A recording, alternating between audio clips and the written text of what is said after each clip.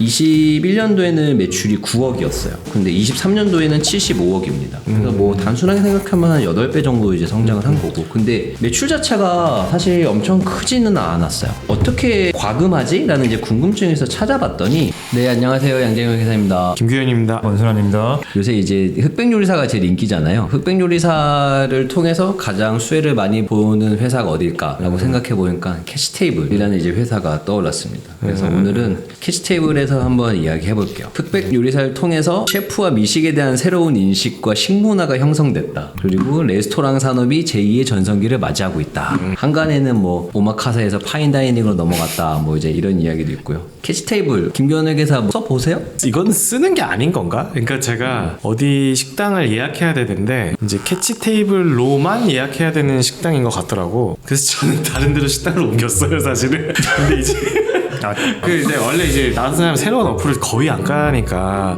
예약을 하려고 했는데 여기는 캐치 테이블만 된다고 해서 일단 다른 식당을 알아봤던 사례가 있었고. 굉장히 새로운 경험이네. 근데 이제 여기는 알 수밖에 없는 게 이제 어디 예약을 먼저 해주시는 분이 캐치 테이블이라는 그 카카오 메시지로 공유해주잖아. 공유해주고 그리고 또 이제 좀 인기 있는 맛집 가면은 요거를 웨이팅 하는 게 있어서 회사는 너무 잘 알고요. 원순환 회계사는 저는 뭐 가끔씩 해본 기억이 있는데 오마카세 예전에 좀 할 때 그 카드에 와드로 찍히잖아요. 주식회사 와드 거야. 뭐 요즘에 안 가본 지 엄청나게 오래된 것 같습니다. 저는 이거를 그 본질은 예약 어플이잖아요. 식당 예약하는 건데 저는 그렇게 쓰진 않고 어디 식당을 갈지 그냥 서치용으로 써요. 최근에 제가 썼던 거는 저희 이제 맨날 삼성동에서 저녁 먹기 좀 지겨워서 뭐 내가 모르는 식당이 어디 있나? 그래서 여기 보면 이제 장소별로도 소팅이 돼요. 그래서 저는 이제 좀 그런 식으로 쓰고 있고 그리고 실제로 거기서 예약이 가능하면은 사실 예약도 하고 그래서 이제 예약을 하기 위해서 들어간다기보다는 어디를 갈까 찾기 위해서 저는 좀 쓰고 있는 것 같아요. 어쨌든 캐치 테이블이 체류를 하게 만드는데 돈을 쓰게 만들진 않고 있나 봅니다. 지금 맞습니다. 이제 나폴리 마피아 식당 예약이 11만 명 몰려 캐치 테이블 엠마비. 근데 어젠가 이게 슈퍼러브에 그거 봤어요? 슈퍼러브. 얼마 전에 그 레전드 매치 했잖아요. 아이콘 매치. 뭔지는 알아요. 이탈리아 선수들이 왔어. 여기 나폴리 마피아 초대해가지고 델피에로랑 아마 다 왔어. 우리로 치면 나 미국 갔는데 갑자기 백인이 김치찌개 끓여주는 건가? 그치. 캐치 테이블 또 들어가니까 딱 그게 배너가 나오네. 물 들어올 때 노 줘. 아니 우리도 지금 물 들어온다고 노 젓고 있는 판에 노 줘야지 노 줘야지. 자, 그래서 이제 캐치 테이블 흑백 요리사 맛집 섹션 오픈. 80% 이상 예약가 나온 사람들 중에 80% 이상을 여기서 커버가 감행을 했나 보네. 암표를 500만 원에 구매한다는 희망자도 등장. 어제 보니까 이게 한 1인당 10만 원 받던데 코스로 해가지고 10만 원 정도 책정돼 있는 것 같더라고. 자, 그래서 이제 미식에 대한 높아진 관심을 뭐 보여주고 있습니다. 그래도 어쨌든 오늘 저희 기업 분석하는 거니까 이 캐치테이블이라는 서비스를 운영하는 회사 설명 좀 간단히 드릴게요. 회사 이름은 주식회사 와드고요. 회사는 2016년도에 설립했는데 이 캐치테이블이라는 서비스를 런칭한 건 2020년이라고 하더라고요. 일단 제일 근본적인 게 예약 서비스. 좀 좋은 레스토랑 예약하는 서비스고 그리고 제가 이제 온라인이든 오프라인이든 웨이팅 하는 서비스가 있는 것 같아요. 그리고 보니까 뭐 주류 배송 픽업 이런 것도 있고 밀키트 판매 또 서비스 사업을 영위하는 것 같아요. 그러니까 제가 궁금했던 게 이런 것들이었는데 일단 1만 개가 넘는다고 해요. 식당 제휴된 가맹점. 가맹점이 가맹점이라고 표현하는구나. 1만 개 이상이 있고 요게 좀 궁금했어요. 캐치테이블 앱 내에 예약 1위는 부베트 서울이라는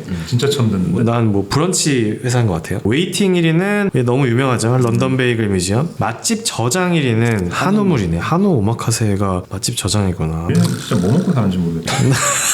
우리는 삼성동 근처에 시골 진지상. 꼴지상 이런 거 없어도 풀방이야. 시골 진지상은 리뷰 1위는 고든 램지 버거. 고든 램지. 이건 먹어봤어요? 잠실에 있잖아 이거. 잠실에 있어. 나 먹어봤어 이거. 맛있어? 뭐 햄버거가 다 맛있죠. 그거 한번 그냥 경험상 한번 먹어봤어요. 그다음에 뭐 제주 연돈, 노티드, 자매국수, 이재모 피자 유명 맛집들 많이 사용한다고 해요. 캐치테이블. 자, 그래서 이제 창업자 설명을 간단히 해드리고 싶은데 이게 보니까 NHN 출신이시네. 개발자 3명이서 만든 회사이시고 대표님이 영태순 대표님이신데 어머니가 이 투다리 가게를 운영하셨나 보네요. 근데 어머님이 재고 파악을 쉽게 하기 위해서 본인이 개발자니까 프로그램을 만들어 드렸는데 만족하신 것 같아가지고 이제 이걸 가지고 요식업 자영업자를 위해서 창업 야, 이거 아이템을 너무 웃기다. 본인 어머니 두다리 ERP를 만들어 주신 거잖아요. 뭐 그런 거지. 투다리 그냥 딱 엄마 보니까 고생하니까 저거 뚝딱뚝딱 뚝딱뚝딱 이제 해드린 거예요. 그렇게 해서 창업을 하신 것 같습니다. 감사 보고서 가볍게 한번 보고 갈게요. 주석 1번 보면은 8기입니다. 아까 2016년도에 이제 시작을 했기 때문에 이제 8기 정도 됐고요. 보면은 개업일이 되게 낯이 익었어요. 2016년 그러네. 11월 16일인데 저희가 2016년 11월 11일 날 개업했거든요. 그쵸. 1월 11일 뭐였어? 나 정확히 기억이 안 나는데. 난 정확히 기억하지. 사람들이 낭만이 없어. 나는 낭만 있게 다 기억하는데. 빼빼로데이였어?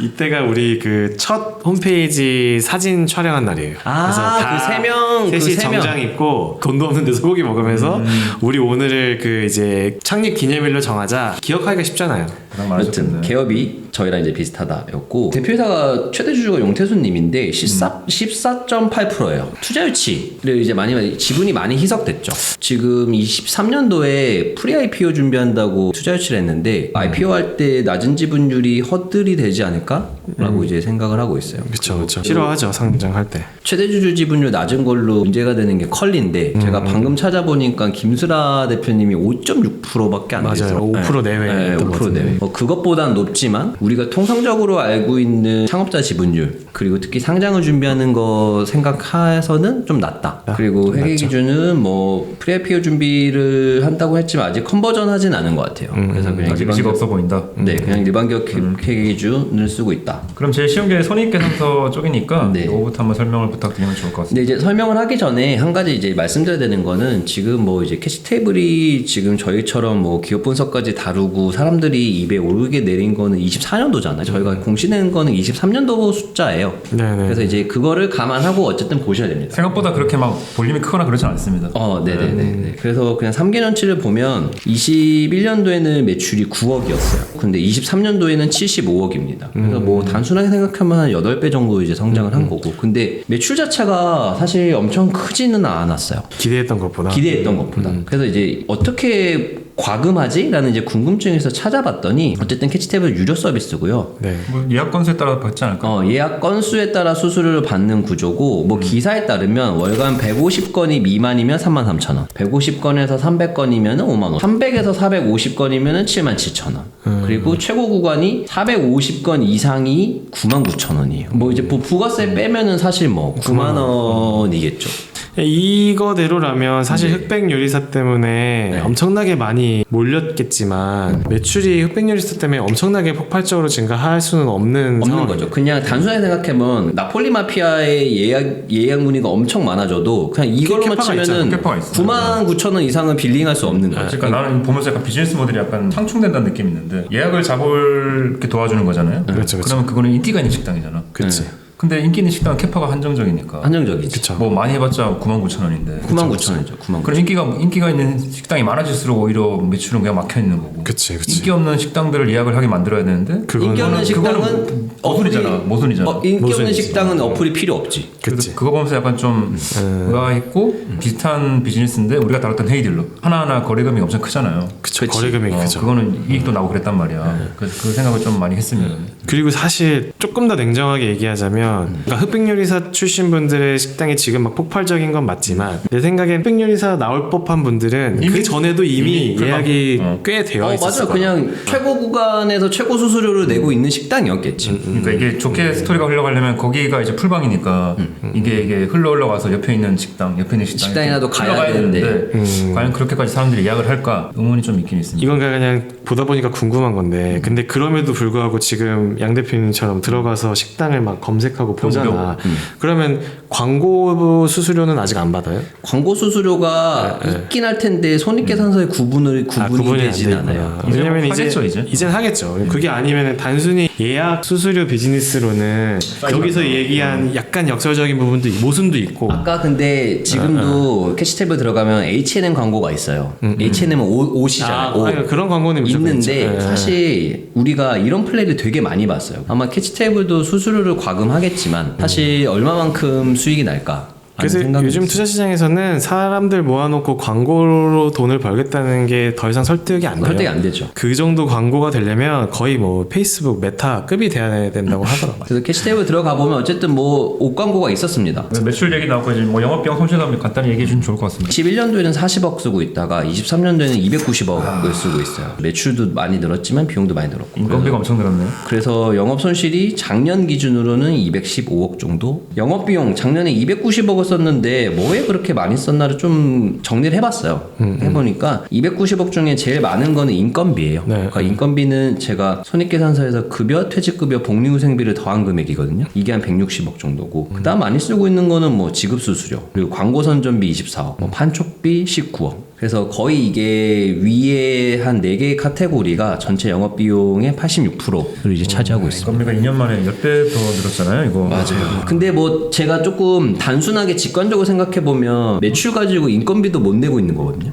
매출이 75억이잖아요. 만도 못 내지 지금. 네, 인건비가 160억 나가고 있어서 그래서 뭐 여기까지 들으셨으면 이해되겠지만 필연적으로 뭐 투자 유치를 받았을 것 같은데 그런 것들은 이제 재무 상태표에서 찾아볼 수 있으니까 네. 그 얘기를 좀 간단히 해주시면 좋을 것 같습니다. 재무상태표는 전형적인 스타트업 재무제표입니다. 투자 많이 받아서 현금 및 현금성자산 엄청 많고 단기금융상품 들어가 있고 자본 쪽 가보면은 자본금이랑 주발초 이만큼 있고 그리고 미처리 결손금 이만큼 떠 있고 딱 저희가 생각하는 이제 재무상태표의 모습이에요. 자세히 들어가 보진 않았는데 어쨌든 이게 외감 대상이잖아요. 외감 대상 뭐 제가 주구장창 얘기했던 것처럼 어쨌든 규모가 있어야 되는 건데 매출은 규모가 탈락이고 그럼 자산 부채로 만족을 했다는 건데 제 느낌상 이거 그냥 맞네 예수보증금. 예서보증금. 그러니까 이게 결제하면은 다 그거 예약금 다 받잖아요. 예약금 그게 꽂히는 거예요. 그게 12월 30일자 걸려가지고 감사된 것 같은데 그냥 느낌이. 맞아요.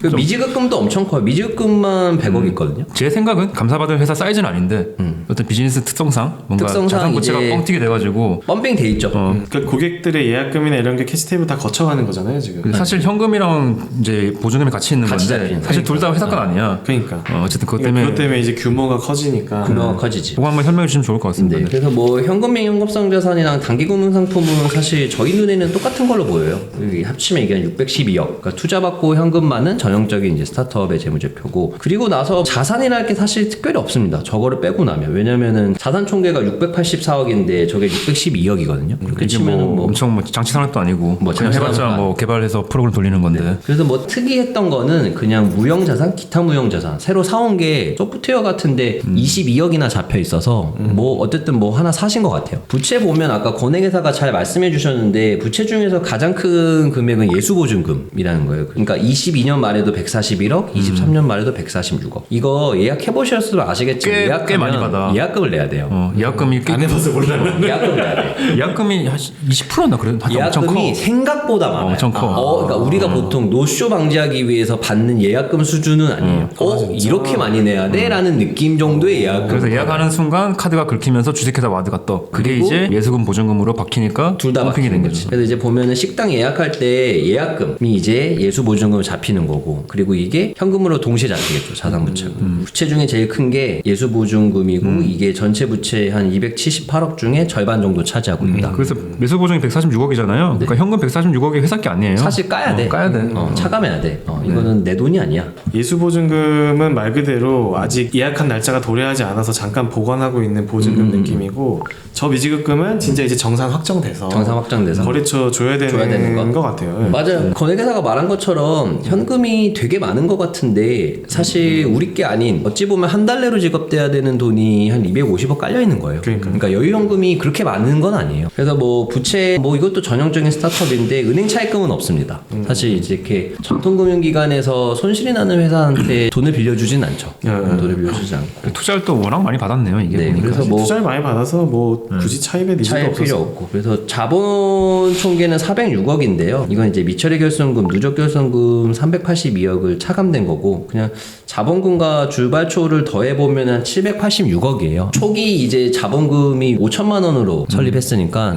대부분 786억은 다 투자 유치 금액으로 보는 게 아마 맞을 것 같습니다. 네. 자본 쪽도 좀 자세히 살펴보면 좋을 것 같은데 자본 변동표 요거도 한번 같이 보면 좋을 것 같습니다. 자본 변동표에서 그냥 눈에 띄게 들어왔던 거는 무상증자였어요. 무상증자를 23년도에 10억 원어치 무상증자를 한 건데 보통 우리가 IPO 직전에 발행 주식수 늘리잖아요. 그래서 이제 뭐 액면 분할을 하는 데도 있고 무상증자를 하는 데도 있고 하는데 제 생각에는 작년에 프리-IPO를 한다고 해서 300억 투자 유치를 받아서 뭔가 발행 주식 수를 늘리기 위한 조치였던 것 같고요. 결손금도 좀 정리하려는 목적이 있는 것 같기도 하고. 그렇죠. 네. 네, 이제 뭐 겸사겸사고. 그래서 무상증자 금액이 9억 9,200인데 여기 뭐 제가 더해봤어요. 기초 자본금이 8억 3천이었고 기중에 유상증자 1억 5천 되고 스톡옵션 행사한 게 200만 원 정도고 요거 다 더해보니까 무상증자 금액이랑 딱 1대1 떨어지더라고요. 목적은 상장을 대비하면 보통 유통주식 수를 늘립니다. 아마 그래서 상장 대비를 하고 있는 게 아닌가. 주석 11번 보면은 자본금과 자본잉여금인데 보통 이 주석은 전기와 단기가 똑같아요.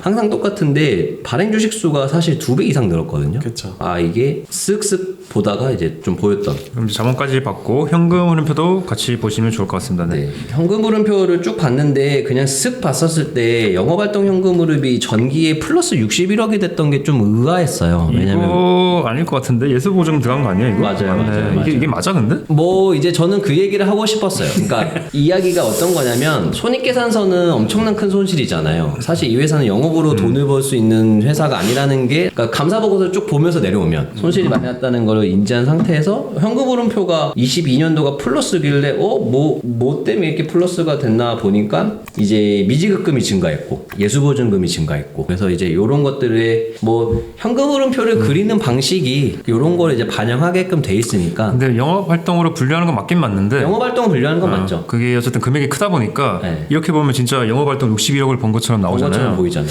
61억을 버렸냐는 거지 내 말은. 그건 또 아니고. 이 회사는 사실은 내가 볼 때 기준이 틀린 것 같진 않아요. 왜냐면 이걸 그렇다고 또 재무 활동이나 투자 활동으로 보는 건 사실 엄밀히 얘기하면 현금 흐름표가 크게 의미 없는 회사인 의미 거죠. 없는. 왜냐면 전체 숫자 돌아가는 것 중에 지급금, 예술보증금이 금액은 엄청 큰데 이 자산부채 플러스 마이너스 때문에 막 영업활동 현금 흐름이 너무 플러스다 출렁대잖아요. 마이너스다 너무 출렁이니까 그러니까 반대인 경우도 생길 수 있겠죠. 막 영업이익 100억 나왔는데 영업현금으로 뭐 마이너스 클 수도 있는 거죠. 마이너스 끌 수도 있는 거고. 그래서 이건 어쨌든 회계적으로 좀 지식이 있어야지 좀 해석이 가능할 것 같은데 저희가 봤을 때는 좀 의미 없다 별로. 쉽지 않다. 그래서 보통의 전형적인 스타트업 현금 흐름표는 23년도 모습이에요. 활동 현금 흐름이 마이너스 크게 나 있고 투자 활동 현금 흐름이 마이너스 크게 나 있고 그리고 재무 활동 현금 흐름이 이 두 개의 마이너스를 다 상쇄할 정도로. 그래서 마이너스 플러스. 아 근데 한 해 330억을 끌어와서 투자로 100억 쓰고 뭐 투자 물론 단기금 상품이 단기금 있었겠죠. 상품이 근데 영업 활동으로 177억을 까먹었으면 117을 까먹었어요. 아 이거는 좀 쉽지 않아 보이는데 진짜. 그렇죠. 어쨌든 저희가 서두에서 말씀드렸다시피 23년도까지. 그래서 23년도 재무제표가 궁금해. 이제 올해 이게 엄청나게 올라갈 것 같지는 않은데 느낌이. 잘 모르겠네. 진짜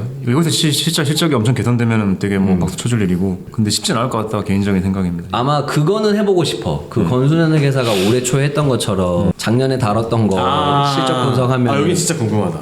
이게 아마 이 회사가 들어갈 텐데 어떻게 될지. 또 워낙 하반기에 이게 이슈가 있어가지고 흑백 뉴리스트 때문에 이 어플에 들어오는 사람은 되게 많아질 수 있는데 실제로 이 회사가 돈을 확 많이 확 벌 수 버나? 있는 구조는 아닌 것 같고 뭐 물론 그 과정에 24년도에 뭔가 정책 변경이나 이런 게 있었으면 모르겠지만 자 그럼 이제 투자 쪽도 한번 봐야 될 것 같은데 저희가 주구장창 얘기했던 RCPS를 받은 것 같아요 느낌이. 맞습니다. 그것도 한번 설명해 주시면 좋을 것 같습니다. 사실 뭐 특별한 건 없어요. 뭐 자산부채가 특별한 게 없어서 그냥 투자 관련 쪽 주석들만 한 두 개 볼게요. 첫 번째는 상환전환 우선주인데요. 투자사가 소위 말해서 조금 화려합니다. 큰 데가 많네요. 네, 큰 데가 많아요. 한국투자 파트너스도 있고 모두가 아는 알토스 알토스가 있었구나. 그리고 이제는 익숙한 컴퍼니키 저희 로토토베베 몇번 다뤘죠. 네, 로토토베베. 그래서 이렇게 좀 익숙한 이름들이 보였다. 제가 조금 한 줄로 정리를 해봤어요. 한 줄로 쭉 정리를 해보니까 2019년도부터 총 5번의 투자 유치를 했더라고요. 그래서 19년도, 20년도, 21년도, 22년도, 23년도 매년 받았어요? 매년 받았어요. 18년도부터. 이거 진짜 능력이다 이것도 진짜. 근데 비즈니스 모델상 사실 못 매년 안 받으면 받고 어떻게 가? 아니 이게 근데 투자 유치라는 게 말이 투자 유치지 진짜 쉽지 않거든요. 수많은 사람을 만나고 설득해야 되는 건데 매년 투자 유치가 있었다는 거는 경영진 중에 한 분, 두 분은 그냥 항상 투자 유치 중이었던 건데 소위 말해서 되게 멋있는 표현은 항상 펀드레이징 중인 거지. 마지막 투자 유치 기사인데요. 작년 7월에 이제 1년 좀 넘었네. 네, 2천억 밸류로 시리즈 D 를 받았고 3천억 정도 투자 유치했다라는 게 이제 마지막 제가 기사 확인한 거였습니다. 쭉 정리한 거 보니까요 한 세 가지 정도가 보였어요. 하나는 18년도부터 매년 투자를 받고 있구나. 두 번째는 주당 발행가액이 있잖아요. 19년도에는 12,000원 정도였거든요. 근데 23년도에는 108,000원이에요. 그러니까 이게 어쨌든 주당가액이 19년 대비 그래도 한 8배 정도 늘었구나. 저 발행 주식 수 곱하기 주당 발행가액 저기 이제 투자 유치 금액이 될 텐데 투자 유치 금액이 처음에는 26억이었거든요. 근데 최근 2년 22년도와 23년도에는 320억. 300억이 넘는. 그래서 투자 유치 금액도 엄청 크죠. 최근 2년 동안 받은 투자 유치 금액만 지금 거의 700억인 거잖아요. 그래서 이제 그런 게 이제 보였다. 제가 이거는 그냥 회계사 특일 수도 있는데요. 저도 나름 회계사긴 합니다. 그래서 이게 곱해봐요. 기사에서 2천억이라고 나왔잖아요. 기업 가치가. 그럼 주당 발행가액 10,000원이잖아요. 10,000원에 발행 주식 총수를 곱해봤어요. 그러니까 4,200억이 나오는 거예요. 2배가 나왔네. 왜 이게 안 맞지? 고민해보니까 무상증자 됐더라고. 아까 1대1 했다고 했죠. 그래서 저 주당 발행가액을 이제 2분의 1로 조정하면 그러면 이제 딱 한 2,100억? 이제 기사에서 말하는 이제 밸류가 나옵니다. 그래도 어려운 시장에서 투자를 잘 받으죠. 그럼요. 작년에도 사실 어려웠잖아요. 그 다음에 이제 진짜 여기 있을 거 다 있구나. 여기 이제 스톡옵션 얘기도 하면 좋을 것 같습니다. 네, 여기는 뭐 아까 제가 서두에서 말씀드렸다시피 전형적인 스타트업 회사의 재무제표입니다. 거의 교과서 같은 느낌이고 그 투자 유치인데 좀 카테고리를 바꿔봤어요. 희석되는 주식. 왜냐면 제가 주석 1번을 보는데 창업자 지분이 너무 낮은 거예요. 그리고 쭉 보다 보니까 주식 매수 선택권도 보이고 전환사채도 보이더라고요. 한 번 보면 주식 매수 선택권이 주석 16번인데 행사 가능 주식수가 있잖아요. 이게 주석에 친절하게 달아놨어요. 단기 중 무상증자로 인해서 행사가액 감소하고 이제 행사 가능 주식수도 증가했다. 이런 조항은 다 있죠. 이제 그게 반영됐고 23년 말 기준으로 무상증자 반영한 행사 가능 주식수는 한 18만 주 정도 됩니다. 저걸 다 더하면 이게 이제 결국에는 다 행사하면은 창업자의 지분이 더 줄어들 수 있는 거겠죠. 그죠. 그리고 두 번째 희석 가능한 건 전환사채인데 지금 전환사채가 사채 권면 금액 그러니까 이거 액면가라고 하나요? 액면가라는 게 한 3억 정도예요. 그렇게 크진 않네요, 이거. 네. 원래는 6억이었는데 지금 주석상으로 보면은 전기 말에 5억이었잖아요. 지금 다 갚고 있어요. 그러니까 원래 6억짜리였는데 절반 갚았습니다. 전환 가격이 4,460원인데 제 생각에는 여기에서 2분의 1을 해야 될 것 같아요. 그러니까 보고서상에는 스톡옵션처럼 여기서 뭐 전환 가격 조정이 있었습니다가 적혀 있었어야 될 것 같은데 그런 게 없어서 그냥 나누기 2를 했습니다. 전환가격 조정하면 그러면 이제 13만 주. 지금 희석 효과를 산정하려고 네, 다 네. 계산해 보신 네, 거죠. 그래서 스톡옵션 행사하면 18만 주가 추가로 찍히고 전환사채 전환권 행사하면 13만 주가 찍히고 32만 주가 추가로 나오고 이게 지금 전체 발행 주식수 대비 한 8.9%, 한 8% 정도는 희석 효과가 있을 수 있다. 그래서 이게 다 행사된다라고 하면은 창업자 지분이 그렇게 막 소름 돋게 떨어지진 않더라고요. 창업자 지분이 지금 14.8%인데 이게 다 행사되고 희석된다 하더라도 13.7%, 한 1% 정도 떨어집니다. 재밌는 게 있어요. 여기 보면 전환사채가 인수자가 중진공이에요. 중소벤처기업진흥공단이고 이게 발행일이 18년도예요. 그러니까 RCPS는 19년도부터 받았잖아요. VC를 찾아가기 전에 이제 중진공 먼저 이제 갔겠지. 이거 그걸 수도 있어. 벤처기업 그거 인증받으려고. 맞아. 이제 뭐 그런 걸 수도 요건 있어요. 전환사채로 뭐 투자 받으면 되고. 전환사 투자만 되고. 그래서 어쨌든 이게 중소벤처기업진흥공단이고 제 생각인데 이건 아마 전환권 행사 안 할 것 같아요. 중진공에서. 왜냐면 원래 6억짜리였는데 지금 3억을 껐거든요. 3억을 껐고 전환가액만 보면 전환하는 게 맞아요. 그냥 느낌상으로 보면. 들고 있는 게 낫지. 들고 있는 게 낫지. 사실 이거를 그냥 따박따박 원금을 갚아 나가고 있는 걸 보면 중진공이라는 그냥 투자사의 특성상 이거를 굳이 뭐 바꾸려고는 안 하는 것 같다. 보통 이렇게 나라에서 운영하는 중진공이 됐든 벤처 기업부가 됐든 이런 다양한 방식의 투자 유사한 것들이 있거든요. 그 조건들이 약간 그냥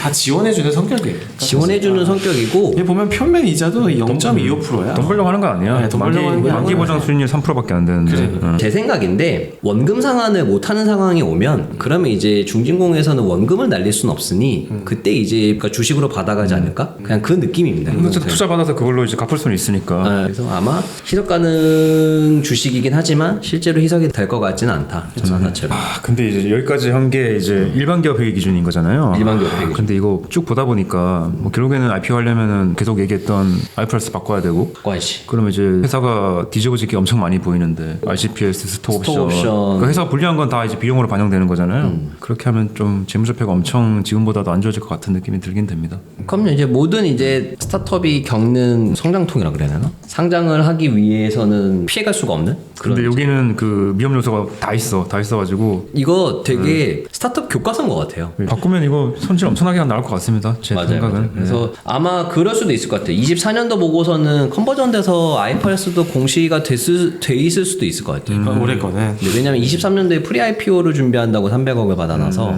아마 이제 하나하나씩 진행을 했으면 24년도는 IFRS로 공시가 돼 있을지 않을까. 자, 그래서 뭐 지금까지 얘기 나온 거 개인적 의견인데 지금 실적만 봤을 때는 특히나 이제 일반 기업 회계 기준 하에서도 이 정도면 IPO는 쉽지 않을 것 같아 보이는데 이런 모델은 당연히 외국에도 있을 것 같긴 하거든요. 있겠죠. 외국에도 있을 것 같고 이걸 또 IPO라든지 아니면 엑시트된 매각 사례가 있는지 그것도 좀 궁금하긴 합니다. 네. 사실 최근에 기사가 하나 있어요. 5,500억에 팔린 미국판 캐치테이블 인수한 쪽이 금융사더라고. 다 아는 아메리칸 익스프레스죠. 미국 카드 회사인데 4억 달러니까 5,500억 정도 하거든요. 미국 고급 레스토랑 예약 서비스인 톡이라는 회사를 인수했다고 나와요. 네, 어쨌든 뭐 그 다음에 또 추가적으로도 그 비접촉식 결제 플랫폼 로움이라는 것까지 추가 인수 의향을 내비치고 있다는 거 봐서 의미 있는 기사인 것 같아요. 특히 그러면- 이제 주식회사 와드 같은 경우에는 아주 관심을 많이 가졌을 딜이었겠죠.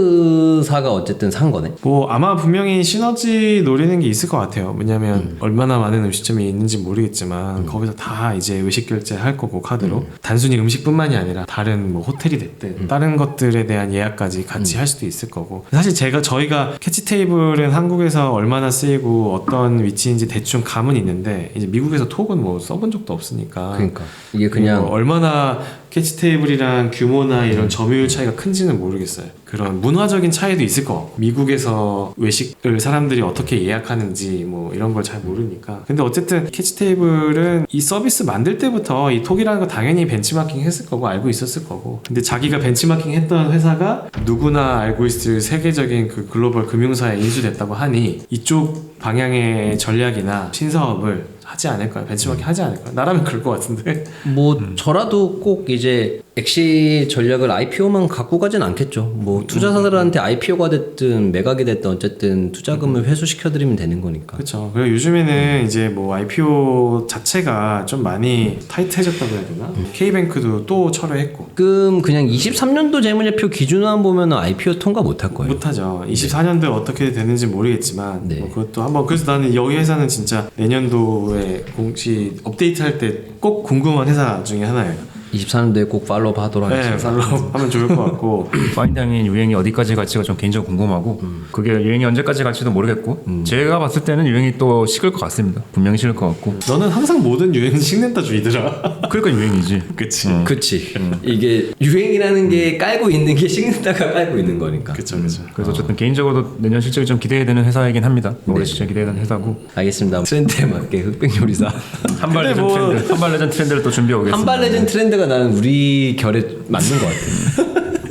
트렌드를 쫓긴 하지만 조금 늦다. 재무제표만 보면 그냥 스타트업 분들이 공부하시기에 좋은 재무제표인 것 아, 같아요. 교과서적인 재무제표입니다. 네. 한번 보시면 좋을 것 같고. 네, 알겠습니다. 그럼 또 다음에 새로운 기업으로 또 찾아뵙도록 하겠습니다. 네, 감사합니다. 감사합니다. 네.